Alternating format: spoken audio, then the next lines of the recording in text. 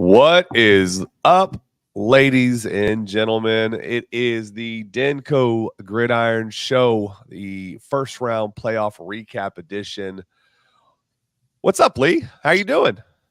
You know what? Coming down from a high last night in terms of just enjoying some really fun Friday Night Lights action. You know, Denton Ryan going out, getting a dub, playing some great football. So, yeah, absolutely. It was a pretty energetic crowd from Denton Ryan's side, as well as Lake Dallas. They had some different energy coming from the stands, but they were definitely energetic. Yeah, it was even energetic in the press box. We had some cheering press, which was very annoying, which is kind of a no-no. was that can I ask, was it maybe Lake Belton's press? Yeah, well, so here's the thing. We had coaches behind us from Ryan or from Denton ISD who were doing huddle or something. They were doing some touch stuff. So they were very energetic and supporting Ryan, which, it's hard to tell ISD folks to shut up in a press box because it's, again, their stadium and everything. But yes, when Lake Belton, I think the first big play that Micah Hudson ripped off, they certainly were cheering and giving some whoops. There was a night that he's not a bad guy or anything. It's just, but like on the sideline, there was a dude that worked for the newspaper, and he's down there with his clipboard and taking notes, whatever. He's got his camera, doing normal newspaper stuff. The most Homer person. I mean, really, he was a fan. You would have thought this was just a diehard fan, or that I thought he was a coach for a minute, and he was like doing some kind of notes or something, and he was like a baseball coach or training staff or something, because the way he was giving it to the refs on some calls, really, oh my god, it was insane. I was like, so there was another guy. Like, there's no way this is a press dude. Yeah, I don't know. There was another. There was three people, I think, in coverage of Lake Belton last night in the press box with us, and so two of them were definitely whooping and hollering. I don't know about the other person. I think he actually was an impartial, unbiased journalist there. So, anywho, but yeah, this is the week 11. Oh, we're to week 11. The first round recap show. Lee is in studio. Appreciate you soldiering up that way. I was thinking about it. Oh yeah, and I was also like, oh, what's up? Said the long 15-minute trek into downtown Denton for me. Oh, yeah, see, it's a much longer trek for me. It's about 35 minutes. Yeah, I know. That's why I don't blame you for not doing it. I don't have a microphone set up or anything, so it's like, yeah, no, for sure. 15 minutes for me. Yeah, absolutely. But we appreciate you being in the studio. I am Ramos. We were geeking out about my hoodie selection for this one. I just put it on to be cozy because this is a very, very cozy. It's so nice. Hoodie. But I am wearing the I Am Knuff hoodie straight from Mattel. That's the only thing I know about Barbie, the Barbie movie. And so when I saw it, I thought, oh, that's going to be my Halloween costume. And basically that's what I went with. And I have to wear it to make sure I get it $70 worth to justify to my wife as much as possible. So it is now on an internet lore that I am wearing a tie-dye, hot, bright colored hoodie. And so justification check. I did wear that at ACL. You'll see that's the perfect place to wear it. Oh, I wore it at ACL. I wore it to the Foo. I was like, I made sure I had it on during the Foo Fighters concert because Josh Freese, the guy who plays the drums for them right now, he actually helped work on some of the music for that movie. Yeah, I absolutely love him. He played for Devo for 26 years. I was like, I was trying so hard to get up front and center so he would see me. Yeah, for sure. No, that makes sense. I want him to give me his drumsticks. Very good. I love Devo. So yeah, that's my music stuff for the day. Yeah. So this is the Denko Gridiron recap show. Lee is in studio. You can find him on social at Lee under. Oh, we lost Steven for a second, but yeah, you can find me at Lee_Livingston13. That's where most of my stuff's going to be. It's on Instagram, post a lot of video stuff. Steven, you can find at I Am Speeders. That most of his stuff's going to be on Twitter. He's going to be tweeting all of our blogs and everything. Most of that's going to come from our main handle, over at Denko Gridiron. Follow our main channels on Instagram. We're going to post all of our videos there. That's where I put all of our cool hype reels, cool stuff. Always going to be there. Check it out. It's fun. It's a good time. I just posted some Louisville quick hype reel there. I say hype reel. I don't know. Maybe it's a hype reel. Could be something else. And then you can check out our Twitter. Like I just said, we've got our blogs, pregame stuff. It's going to be weekly matchup previews. If you just want to read it and you don't want to hear us yakking and talking or whatever, then you can go and check out what are some of the other article or players of the week articles. Those are always going to be a fun time checking those out, as we're going to get into those here a little bit later in the show as Steven goes and figures out whatever's going on with his internet, I believe. I know he's had some internet issues, but that's not a problem because, you know, I know how to talk. I love talking a lot, as I think some of y'all have probably figured out in this wonderful time of the year. Now, as we kind of continue on here for a minute, let's go ahead and get into our biggest, what some of the biggest surprises are here from this first week. Now, for me personally, and we'll get Stevens here once he gets back, but for me, to start out, I'm going to go with Marcus putting up 31 on McKinney. And shout out to the Marauders, never really quitting. They never backed down, which I loved to see. I love where that program is headed at the moment. McKinney, I truly kind of just didn't see the Marauders going out there and sticking around for much of that game. And obviously it was very McKinney. It was I don't remember the McKinney mascot name, honestly. I've played against them in high school and I don't remember. But McKinney was one-sided. They handled their business. But the Marauders going out, putting up 31, never quitting, trying to fight back the entire game. I just love seeing that because it felt like for the last few years that would have been a game where they could have just fallen off, kind of given up. And I think we saw that with Plano East, who only put up 3 against Prosper. And that's where I'm just so excited to see where this Marauder program is going to go here with the direction of Coach Alexander. I'm pumped. And I think the Marauder fan base, everyone over there at Marcus, should be just thrilled here in the future. So, all right, moving on to the next big surprise for me personally is going to be the absolute domination that took place on Friday night at the game that we were at with Ryan. Ryan went out, and I don't know how else to put it other than they dominated from the first snap to the last snap. It was all Raiders, and that defensive line for Ryan was just in the backfield for Lake Belton every single play, it felt like. Michael Hudson, fantastic talent. Loved watching him play. It was fun. There were some plays where you can see why he's a 5-star, why every college on the planet kind of wants that guy to come play for him.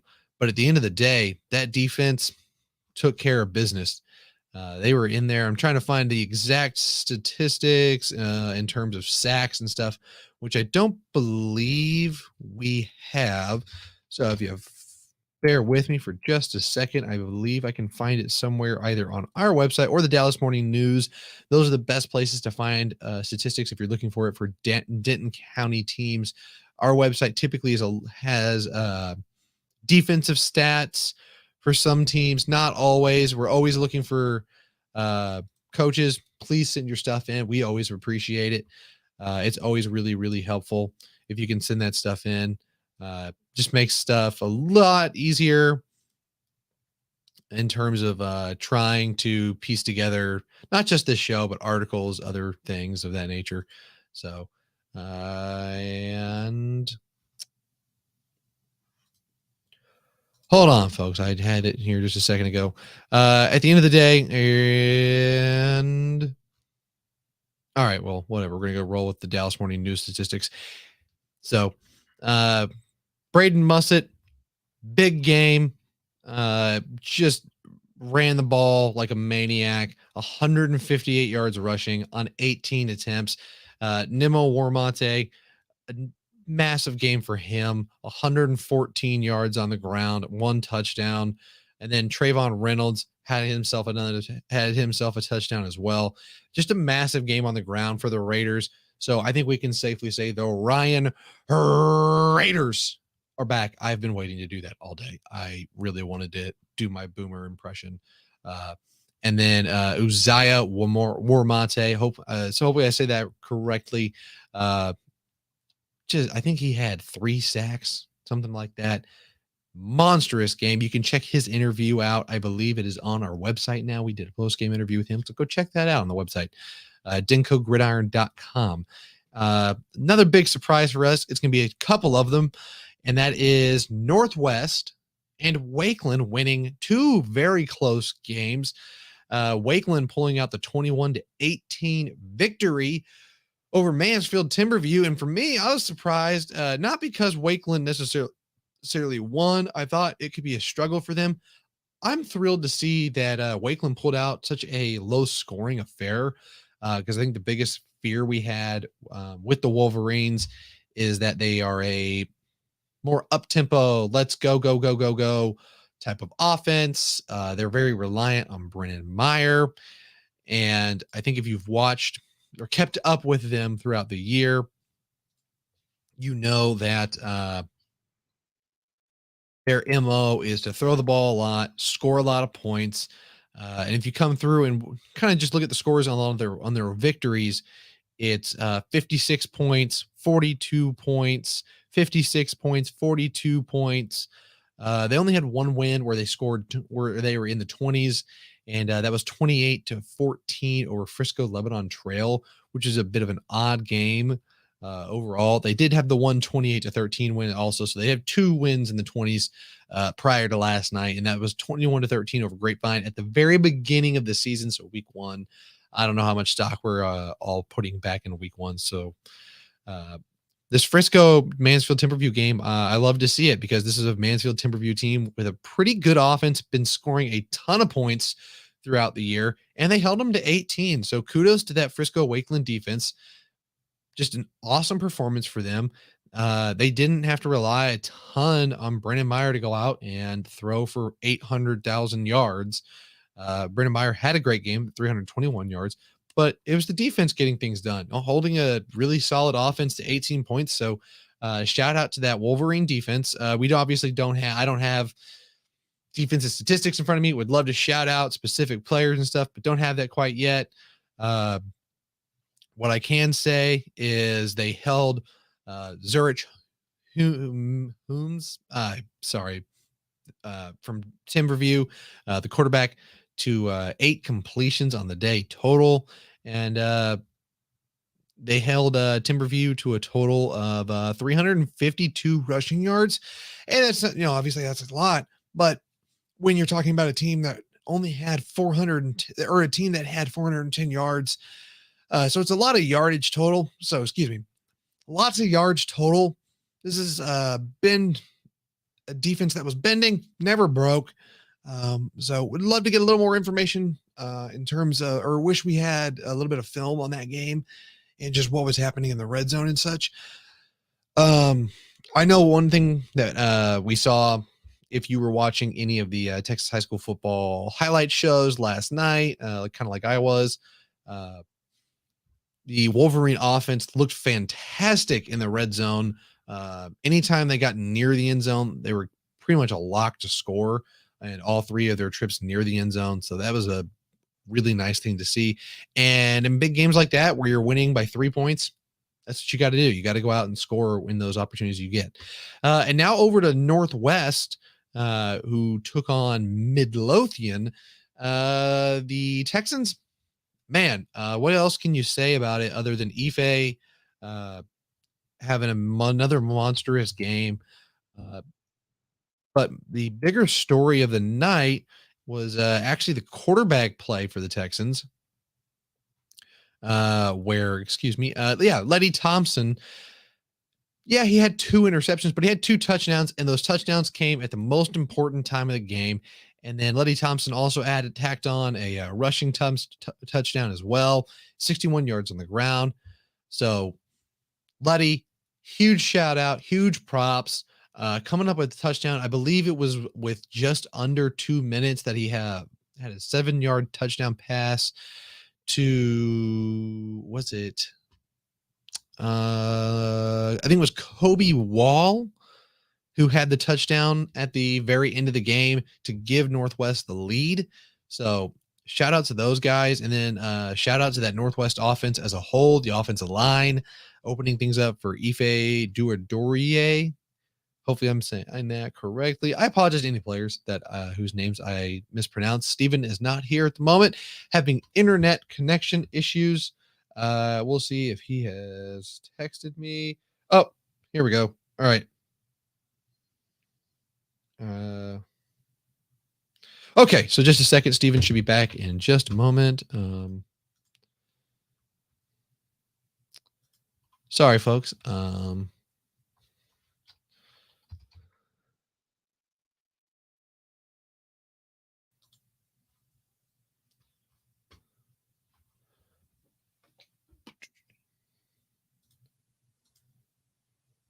And I think he should be joining shortly. So as I was saying, so Ife, another monsters game, 121 yards, averaging 8 yards a carry, just an absolute insane game. Now, as we wait for Steven to hop back on, I'm gonna go ahead and let you guys listen to a quick message from our friend John. Everything's bigger in Texas, especially Texas high school football. We're entering our 7th season with the Denko Gridiron platform. We started this 7 years ago, right across the street at West Oak Coffee Bar. Just an idea to bring content directly wherever you are. Be a part of the community. Join us. Help our contributors to tell the stories each and every Friday night throughout the season. Talking your town, your team.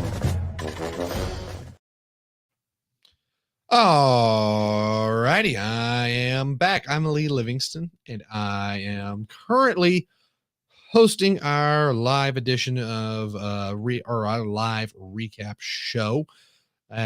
Steven is not here at the moment due to some internet issues, or I believe his power went out. And I'm trying to see if he can get the link.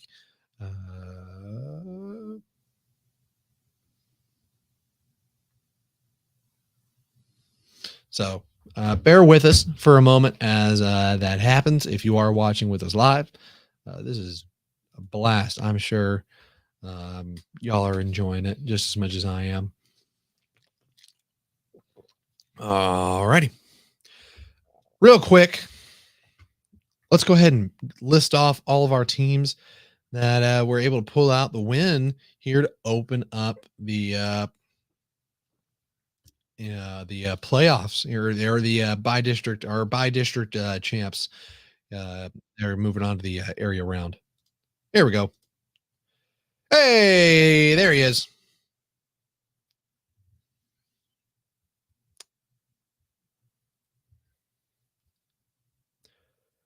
All righty, so I don't.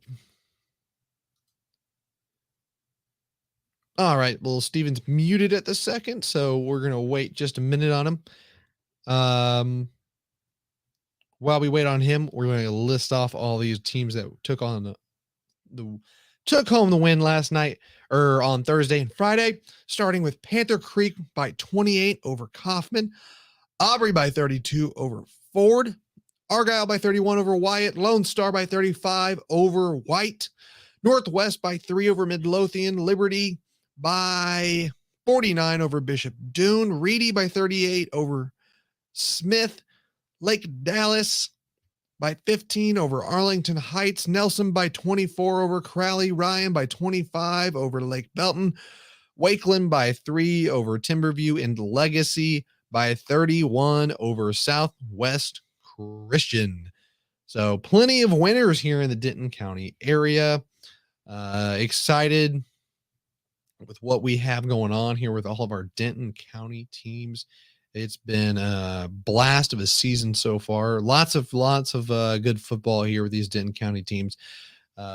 So as we kind of get into our recap here with the Thursday night game, we're going to be talking about the Lone Star and Dallas White game. And that is going to be Lone Star took home the win 49-14 over Dallas White. Colin Blackstock throwing 5 touchdowns, 2 of them to Bryson Jones, as he goes off for 187 yards. Davion Gross had a big old 59-yard touchdown run, I believe. And that was early in the game. And he looked electric as usual, not touching the ball quite as much due to a thumb injury. So kind of limiting his touches a little bit. So I think they're going to somewhat not hamper, but trying to think of the word, minimize how much they use him until they get to some of the bigger games, bigger opponents here later in the playoff run. But either way, just a big game for the Lone Star Rangers. Defense was all over the place. They had 3 interceptions, 2 of them in the end zone. Jackson Lee doing his thing all over the place. It was everything you wanted from Lone Star. Hi, Steven. Hello. There. I'm here. What a morning this has been. Well, it was fun, I'm sure. So the nice thing is that we do have the option to edit and post this later also. So Yeah. So what did I miss? You've been going for 20 so minutes. We yeah, had an so intro and my I power went out. introed and then you left, and then I have started recapping the Lone Star game.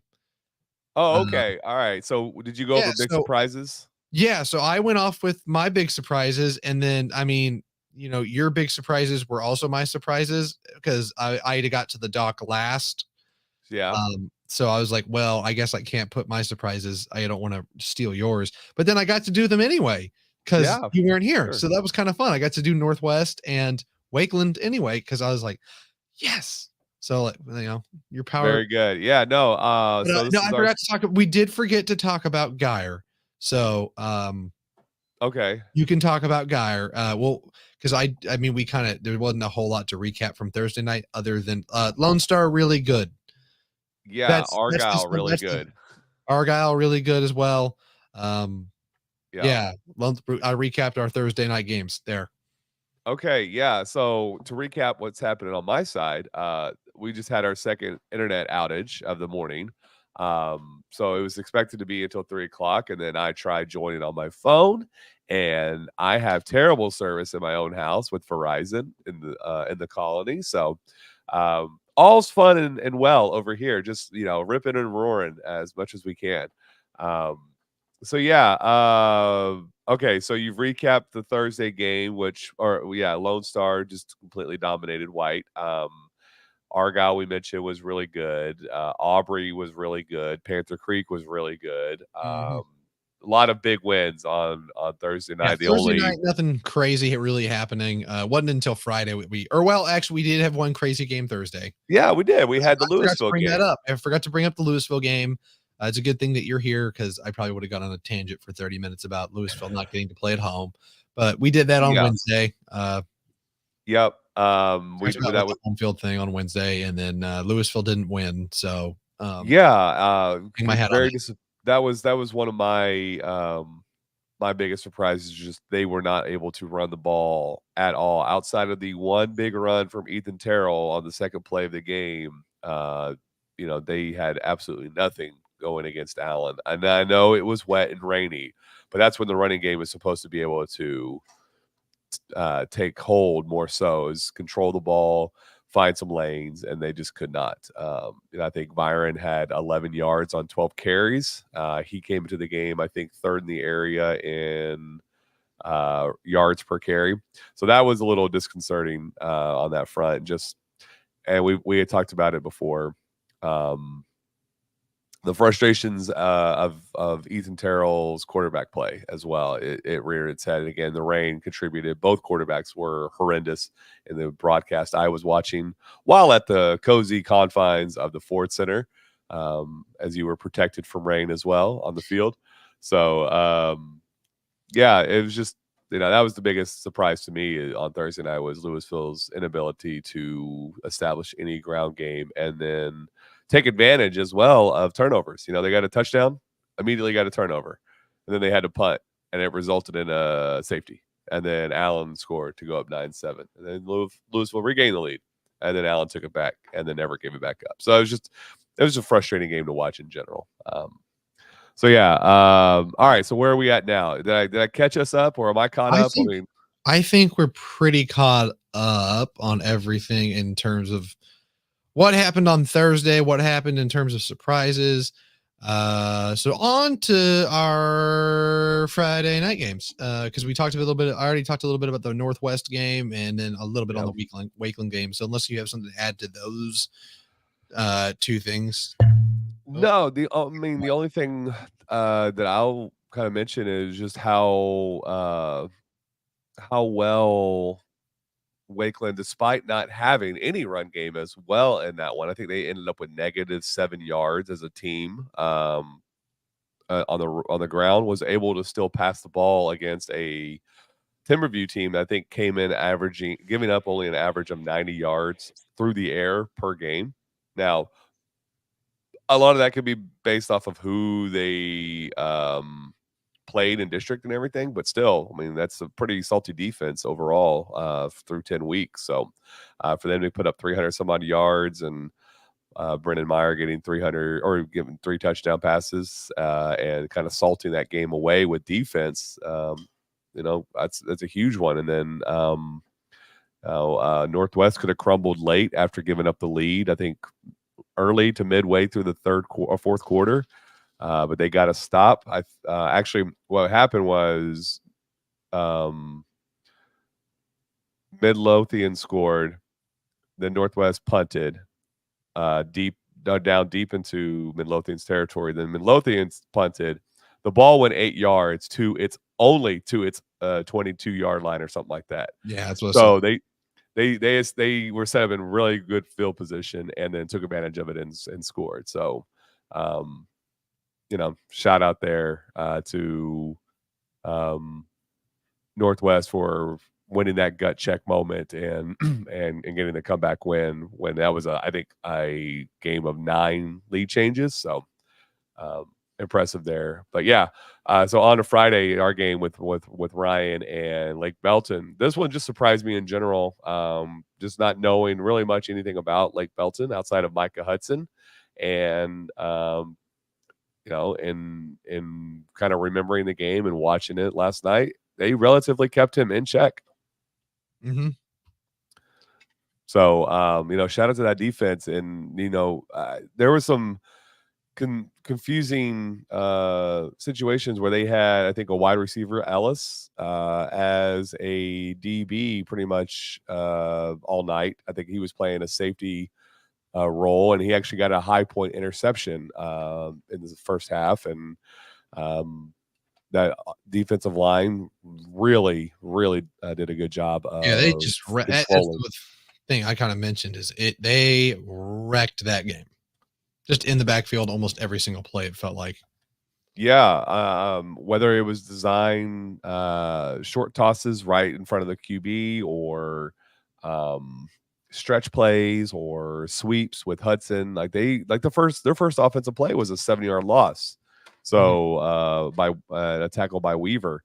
So it was a really impressive game on the defensive side of things, and that's something we talked about with Hennigan after the game, as well as Uzziah Warmate, who had 3 sacks, as well as a big guy Tutty. We like to see those in football in general, but just the energy that unit played with, and kind of figuring out their identity as a team, whether it's on offense or defense, and rolling with it, and getting to the point where they're playing their best football. And that's what you want to be doing in the playoffs. You don't want to have to be soul searching as a team before the playoffs roll around. You want to be hitting your stride, continuously improving and playing better and better each week, where the next week is your best week of football you've had this season, and then the week after is the best week of football you've had this season until there's no more games left. So, and that's what we saw with Ryan. And I even asked Uzziah point blank, like, you guys have been have had moments where you've given up second half leads. What changed? And it's just, belief in themselves. And so that was good to see, is that they were able to hold a was it 24-13 lead at the half and keep Lake Dallas in check. Belton. Lake Belton. See, there it is. So I was doing that all night last night on the Twizzlers. I kept on typing Lake, and then my immediate muscle memory is Dallas, not Lake Belton. So there's a number of times where I had Lake Dallas queued up in the tweet, and I'm like, oh, nope, that's supposed to be Belton. So yes, Lake Belton. Yeah, that's oh man, that cracks me up though, that you can just all right, Dallas. They're completely different, just like 2.5 hours apart. And so dude, it's just muscle. You get to typing in the muscle memory, and like you just start to type, like you hit LAKE space. The first thing that comes to my mind and my fingers is DALLAS. So yeah. I'm just that Ryan team looks like they're rocking and rolling, and could be a problem for some teams, some people here through November. Yeah, absolutely. It feels like. So now I think we're kind of on to talking a little bit about well, let's go. Let's have John. You vamped for a little while and everything, about a midway point or so that we usually do. Let's have John talk to our audience. Yeah, we'll have him talk. This will be everything's bigger in Texas, especially Texas high school football. We're entering our 7th season with the Denko Gridiron platform. We started this 7 years ago, right across the street at West Oak Coffee Bar. Just an idea to bring content directly wherever you are. Be a part of the community. Join us. Help our contributors to tell the stories each and every Friday night throughout the season. Talking your town, your team. That's our good buddy John with his Stetson coffee stain cover. Yeah, gives us a break usually. About what is coming up down the road with the UIL area games, as well as the TAPPS regional schedule for next week. So game details that we know for sure. Actually, you know what? We already talked about big surprises, so I'm a little off kilter. Again, I'm just trying to catch up mentally to what I've missed for the first 20 some odd minutes of the show. But let's start off with the first game, which is the earliest game from our regional teams, and that is Nelson playing Midland at 6 p.m. Oh, that's supposed to be p.m. Friday at Astound Broadband Stadium. I've never heard of Astound Broadband. Have you ever heard of that before? Yeah, I use it. Do you really? No. I'm about to say, like, that sounds like a very West Texas little entity. So Nelson, the winners out of District 4, will be playing the winner out of District 2 in Midland. So that one's going to be at 6 o'clock on Friday. Thoughts on this one? Knee-jerk thoughts on the spot. Knee-jerk thought. Midland's had a good team in recent years. I'm trying to remember if it was. I think it was Midland that had a decent team not long ago. So I mean, maybe this is a bit of a challenge, but I think Nelson will run through this. Yeah, I'm curious to know the logistics, kind of like Louisville and Allen. Like, is this a flip for home and home type of thing, or did they just kind of say, yeah, we'll go play in Midland, that's fine, we know we have to go far, or was there nothing available? So I'm curious to know why this one is a home game basically for Midland. There was like an internet video about the Midland sports complex a while back, so maybe they were just like, you know what, it's a super nice facility, like, yeah, I'm checking out some photos. I mean, it looks pretty nice. It's kind of like part of the reason I think they may have just been like, you know what, we'll just make the trip and it'll be. Yeah. Yeah. It's got like a smaller version vibe of McKinney ISD Stadium. It's got a little grassy hill berm thing at the end of the end zone. No, so this used to be Grande Communications. So that's the same stadium that's been around since for a while, since 2020 or 2002 is when it opened. So okay. All right. So the next game, again, that was Nelson versus Midland, 6 p.m. Friday at Astound Broadband Stadium. Next one on the docket is Forney and Lone Star. This one's going to be at Eagle Stadium here in Allen. I'm looking forward to it. I think this one could get a little bit more interesting. Forney's been pretty good here the last couple seasons. If I'm not mistaken, pretty physical team. So going to be a good test. I think I'm going to be curious to see how much Davion Gross is able to go. At the end of the day, they've got two really good running backs. How much are they going to run the football? Yeah, with Hoyce and how much are you actually gonna like? Is it gonna be more ground and pound? Did they use this last Thursday night to kind of just get Colin a little more prepared, like a little more? I don't know. This is a game I'm very interested to know what Lone Star's approach is gonna be. Yeah, for sure. And I don't think we can really take a lot away from what happened on Thursday night. I mean, hell, they were throwing the ball up 30 some odd points in the second half. I'm like, let's run the ball. Let's just get out of here, guys. Let's run that clock. Yeah, and that's why I'm kind of interested. Maybe that was just, hey, like Colin, we want to get you ready. So yeah, for sure, absolutely. Build some confidence there and move on to the next round. Yeah, I'll be interested too to see how much they'll be using Gross as well, if it, more at all, or if they're going to utilize Hoyt still a lot and then try to airmail the ball to Bryson Jones again. So we'll see at Allen on Friday. Next up, we've got Abilene Wiley versus Argyle. This one's in Stephenville, not too far from Fort Worth, but still a trek if you're coming from the Denko Gridiron area. I don't know if there will be a stream of this one on Texan Live or NFHS or whoever could be hosting this, but we'll check in on that one to see if we can get some streams distributed amongst socials and everything, as well as just kind of watch it as well. I think this should be a good game. Yeah, I think this is going to be a really good one. Yeah, this was a good one, I believe, last year as well, if memory serves me correct. Hold that thought. Do you remember this one? This was a regional final game last year. Wait, Ryan and who did I say? Oh, I blanked. I'm looking at the show doc. I was looking. Oh, we're talking Wiley and Argyle, aren't we? We are. Yes. I was looking at Ryan. I was pulling up the wrong two teams. Yeah, so this was the 7-point game in the regional finals last year at the same stadium. So yeah, Wiley and Argyle should be a good one. Again, here in the area around, I would expect it to be close again. Wiley's really good.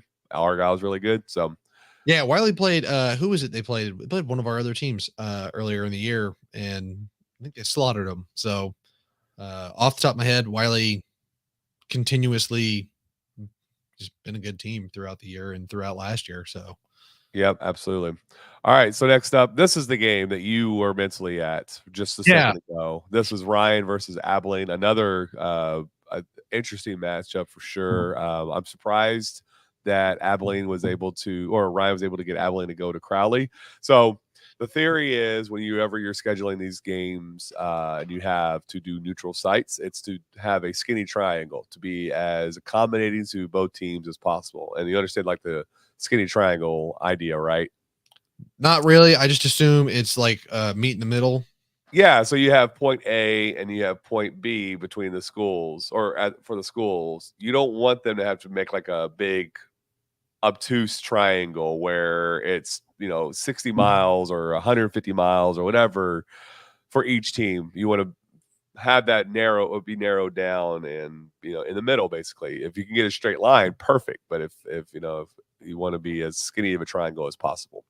But I'm surprised that Ryan wanted to go to Crowley ISD Stadium all the way south of Fort Worth, and Abilene was accommodating to come over that way as well. So But that one is happening on Friday night. All of our games so far are happening on Friday. I don't think there's going to be any Thursday night games for our area teams moving forward.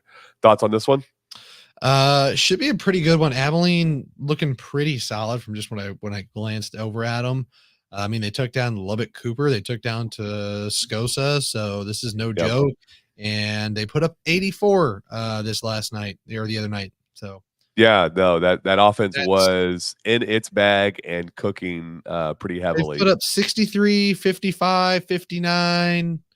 So this is, you know, that Ryan defense is going to have to do some.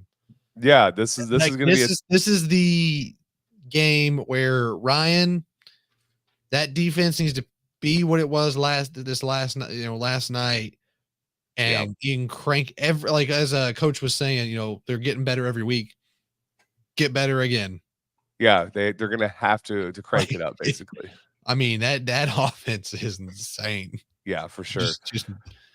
So yeah, that'll be a stiff test for that defense. All right, moving next is the closest game in the area for our Denko Gridiron fans, and that's going to be Waco La Vega.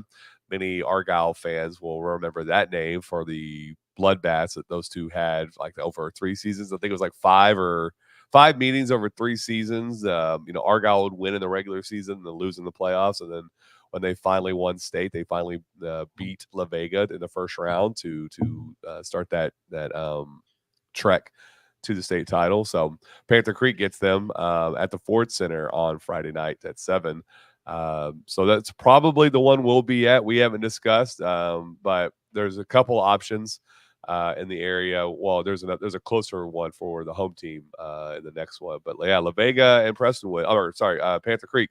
That's I think a pretty good little matchup. I think it's going to be a gritty game between La Vega. This is a La Vega team that lost by 3 to China Spring. This is the Panther Creek team that beat Salina. This is the matchup where Panther Creek is the hangover from winning district still there, right? Like, I think that's like where are your eyes at if you're Panther Creek? Are you happy with where you're at, or do you want to be the team that shocks everyone and makes this really deep run and just blows everyone's expectations out of the water and says no? Like we're the big dog that can do this. I know we're young, but like we're legit. I think hangover would have happened against Kaufman on Thursday night. I think Kaufman. I looked at Kaufman's record beforehand, and they are not. I think the time for hangover from winning that emotional game over Salina is way past now. We have a one. They've, you know, this is a season of setting first for Panther Creek for sure. One, it's a winning season, then a district title, then a 10-win season, as well as your first playoff win in program history. So, you know, these are important stepping stones for a program. So I think they're going to be fired up and ready to go. Side note here, Donovan Webb, their defensive back, just picked up an offer from Baylor. So congratulations to him. Shout out to Donovan. That was his first offer, if I'm not mistaken, too. So your first offer to be a P5 school, pretty stout. So I'm sure, kind of like Leo Almanza from Byron Nelson, it'll just kind of slowly build up, and you know the big ones will come up soon. You know, like Alabama or LSU or Oklahoma or whomever. So he's a baller. So yeah, he is, absolutely. He's always around the ball. That's what I wanted to say last night. I just didn't get a chance to. When he tweeted out that he got that offer, I'm like, dude's always around the ball. If you want to find the ball on defense, see where number 21 is. That's where it's at. Yeah, that's going to be a really. I think you're right. You know, the more I think about it, it's like that's going to be a really good game. It's two contrasting styles from what I think about La Vega. They're very ground and pound, gritty, will wear you down type, and then Panther Creek, they want as many possessions as possible. So let's just chuck it deep every play and hope we get a touchdown so we can do it again in a little bit. So, you know, That'll be a fun matchup to watch. And then up next on Friday night, we have taps. We have some taps action, and this was actually a home game for Prestonwood. They were on a bye this past week, so they advanced via the bye. But they get Houston St. Pius X, or the Tents, I should say, at home at Lions Stadium. So this is the closest game for a Denko Gridiron team because they get to play at home. Seems like it should be a pretty easy matchup for Prestonwood. You got to rest for one. You had the bye. You had an open week in week 10. Then you played, then you played in week 11. Now you had the bye and the open the playoffs. Now you get to play. So 2 of the last 4 weeks have been really easy for Prestonwood. So I think they should be well rested and take care of business here. Yeah, I think Prestonwood's going to come out firing on all cylinders. They got a bye. It's hard to imagine a Prestonwood team off of a bye losing to me. It's just that's tough. I mean, I think we've kind of set up the situation where they're going to be meeting Parrish again in the state title. Now they could lose in the next round, but I mean, I can't see them losing here. So we'll move on to another interesting matchup. I think is Wakeland versus Lancaster. It's at 7 p.m. at Birdville Fine Arts and Athletics Complex. So that's what FAAC stands for. I was surprised Lancaster beat LaPorte. In the first round as a 4 seed. So they beat a district champion Wakeland with a gutty win we talked about earlier over Timberview. This was one of those matchups that were looked at as a very possible upset, and it happened with Wakeland beating Timberview. So now they get Lancaster, who's now pulled off an upset of their own. Yeah, I think this is one of those really cool games where we get a 3 and a 4 playing each other, and I think they're both good. I think both teams are, obviously going to come out firing all cylinders to try to get a little bit further than anybody thought they would, and it's a good situation for Wakeland. Just because Lancaster hasn't had the best of years or best season compared to what they were a year ago. The good thing, if you're Lancaster, is it feels like you're probably playing your best football so far this season. Yeah. There is one thing, though, to be said about a Lancaster team is that when it comes to the playoffs, they might have gotten by the first round pretty easily in recent years past, but then you start getting to better teams and they just kind of fold. So they're really good regular season squad. I don't know about the playoffs. I wouldn't put any stock into what they can do.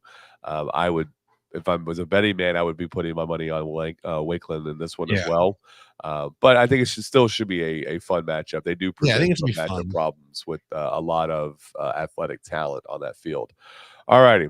We got a couple more that we know about. Lake Dallas and Wichita Falls Ryder. Ryder is playing for its pride as a soon-to-be middle school, as 2 new schools in Wichita Falls will take its place. This one is at Rams Stadium in Mineral Wells. That's kind of one of those skinny triangles I was telling you about. Mineral Wells is a nice little happy midpoint between Wichita Falls and Corinth. So like now, it's kind of a surprising final last night. I thought they would blow out Arlington Heights a little bit more. They shook off a slow start. Mortonham didn't have his A game, but they definitely got an A game from Sam McAfee, who I think went for 140 yards on 31 touches. So shout out to Sam for his performance in guiding Lake Dallas to a win.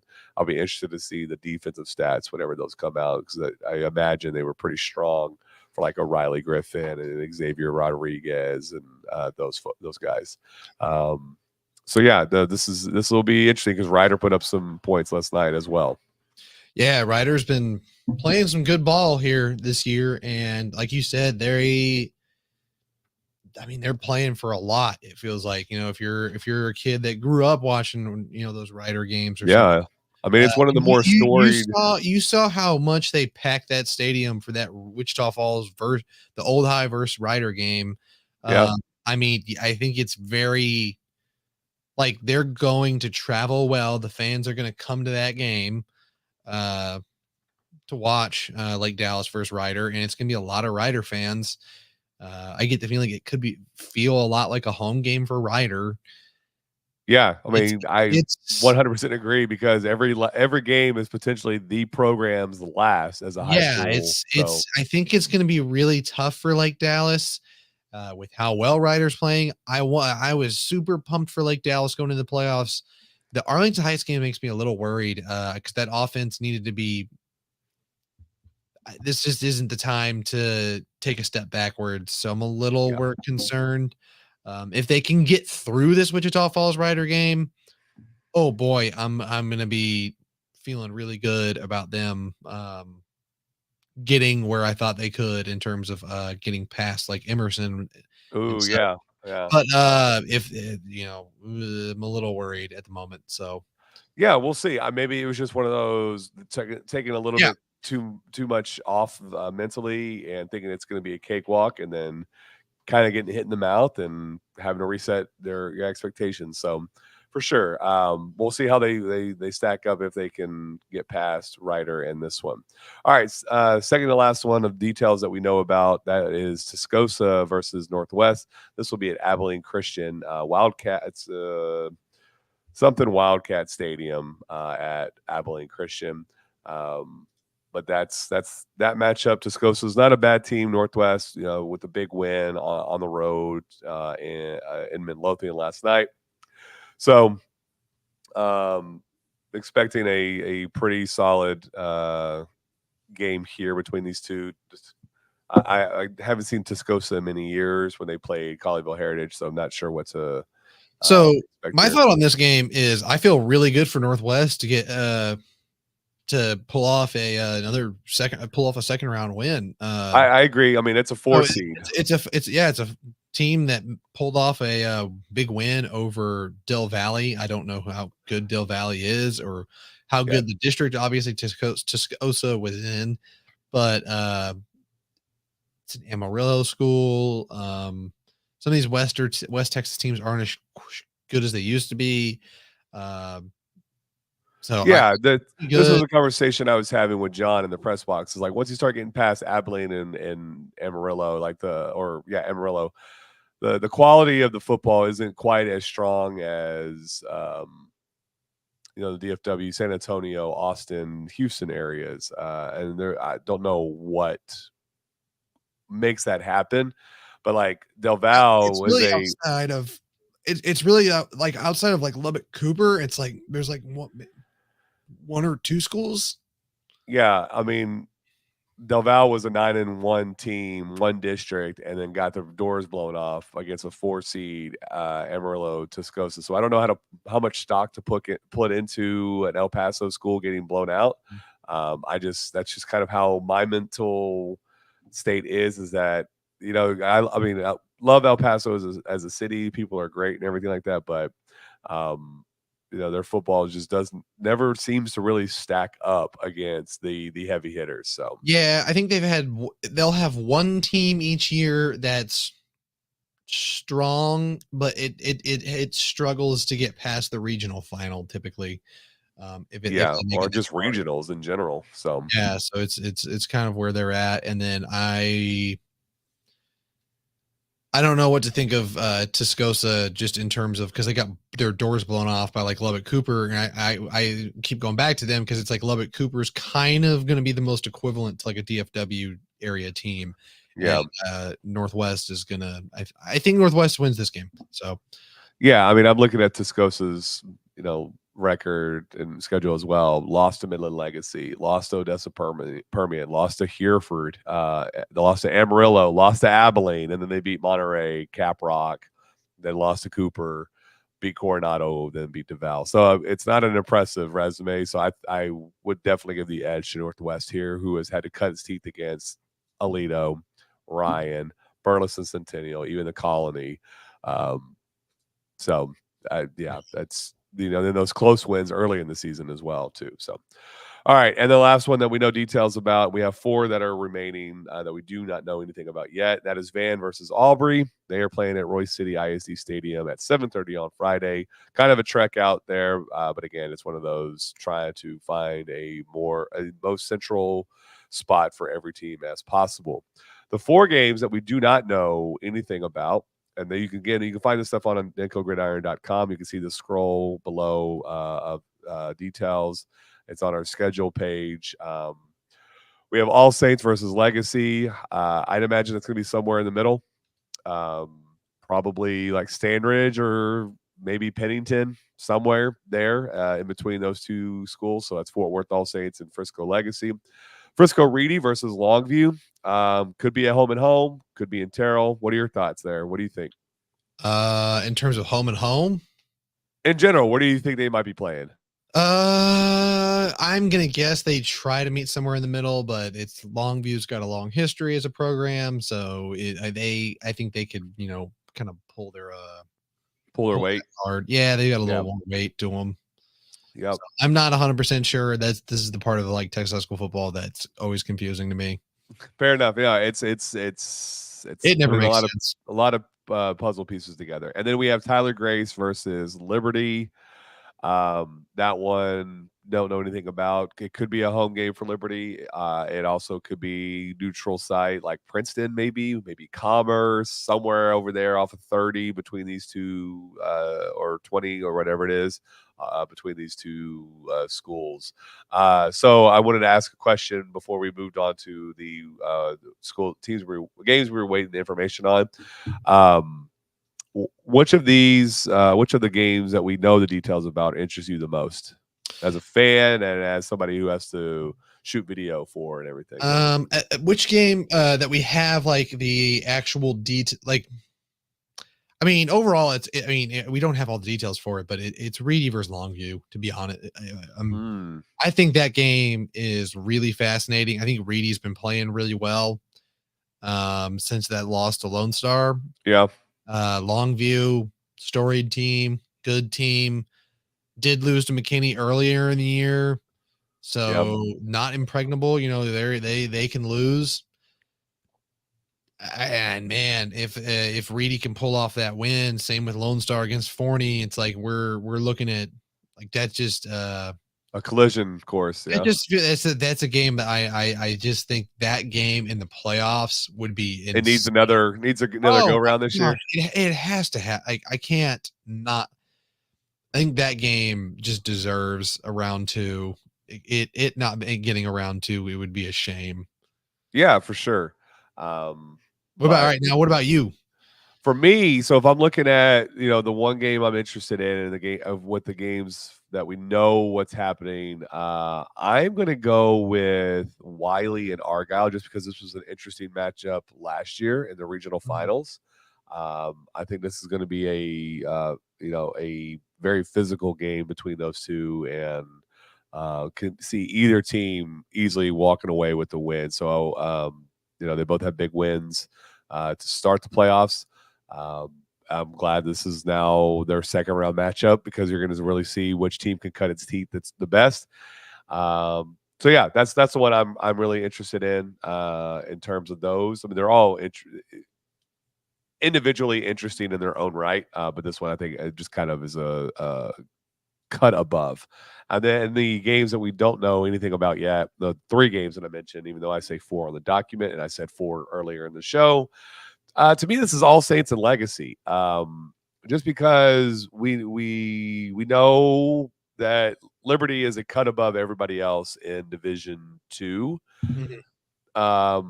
Because they've already beaten All Saints, they've already beaten Legacy. So now we get to see just where in the pecking order Legacy falls. The All Saints is a good team, and they beat Liberty last year in the playoffs. They held their own for the most part against Liberty. So if Legacy can pull this one off, that'll set up a rematch in the semifinals against Liberty if Liberty wins against Tyler Grace, which I think it will. So yeah, it's just kind of a litmus test type game to see where you're at, the prospects moving forward next year for Legacy, which has a lot of junior sophomores on the squad. So Yeah, it'd be awesome to see them go out and play some good ball here to in the year. yeah, for sure. All right, so Lee, I know I didn't put it on the show doc. I didn't get time to, but if you were to award the two games we watched this week, Lone Stars win over White and Ryan's win over Lake Belton, not Lake Dallas. Who would you be giving all the helmet stickers to in this one? All the helmet stickers. All right. All of them. Well, I think one of them deserves is going to be the defensive line at Ryan for those Raiders. You missed me do that. You missed me do my Berman. You did a Chris Berman earlier? I did my Chris Berman. I did the boomer. Please do not cut that from the edit of the show. Yeah, absolutely not. I think the defensive line it's just fantastic. Yeah, Uzziah Warmonte is who we interviewed at the end of the game, but man, that whole front was nasty. They were fantastic. I think Braden Mussett would probably get one for me as well, because dude was just electric. I mean, I think he had some game change. He made that offense go last night. Had some game changing plays, and I'm really curious. I'm really excited about that Ryan Abilene game, because Ryan set themselves up a lot of times where they can take the top off, and I was ready for them to do it, and they did it once or twice, but it felt like they were almost reserving, because by the time they got to the second half, where it's like they had set everything up where they could take some shots, they just didn't really need to, and so they didn't really do it. And so I'm interested to see whether or not Ryan's going to kind of unleash Mussett's arm a little bit next week, because man, he fired it deep a couple times and he didn't quite hit. I think he was probably hitting close to 50% on like the 3 or 4 deep balls. He took, I think he took 4 shots that I would call, deeper shots. And I would say 50% of the time he hit them, and he's got a good arm. So I want to know if they set themselves up to open it up, if they're gonna, actually let it fly. Yeah, for sure. If I'm giving out game balls, it's gonna go to the defensive side as well for both teams, or not game ball, excuse me, helmet stickers. I'm giving a lot of, and this is maybe just front running because it's the name I recognize the most, but I saw him make a lot of plays against White, and that was Jackson Lee. He was in the backfield a lot, breaking up passes or supporting the run and everything. So he had a fantastic game. He may not have had the most tackles, and I'm going to butcher this name because I'm trying to remember how it's spelled off the top of the head, and that's Massimillo or whatever it is, number 13 or 15 for Lone Star. But my helmet sticker goes to Jackson Lee, as well as Uzziah Warmate. He was fantastic last night. There was a stretch at one point where I was just watching him fire off the line of scrimmage, and he was basically a half second ahead of the right tackle all game long. And, it was insane. It was just fun to watch. And he's not the biggest kid. I mean, I'm about his size, 6 foot or so. But he plays with tenacity. He plays with speed and power. And he was fun to watch in person when really focusing attention on him from the press box. So those are my 2 helmet stickers. So, and I forgot to give out I meant to give out one to Bryson Jones. Fantastic game. Just a great receiver. Yep. Great in both games we've seen him play, and any ball that went his way, it felt like he was about to house it. So yeah, for sure. I mean, whether it was underthrown and he had to readjust his route or high point, there was one ball that he had to it was insane. Yeah, for sure.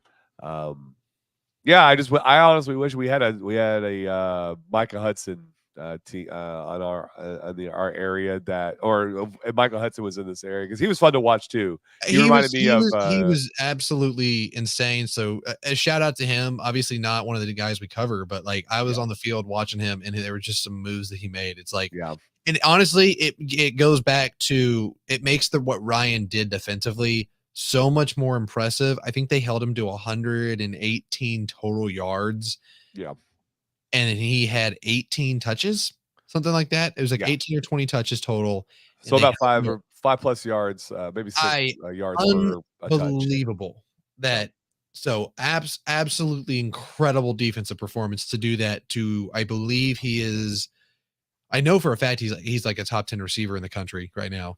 He might be number 1 if I'm not He mistaken. might be number 1. I wasn't 100% sure if he was number 1. That's why I didn't want to say number 1, but unreal performance from that defense.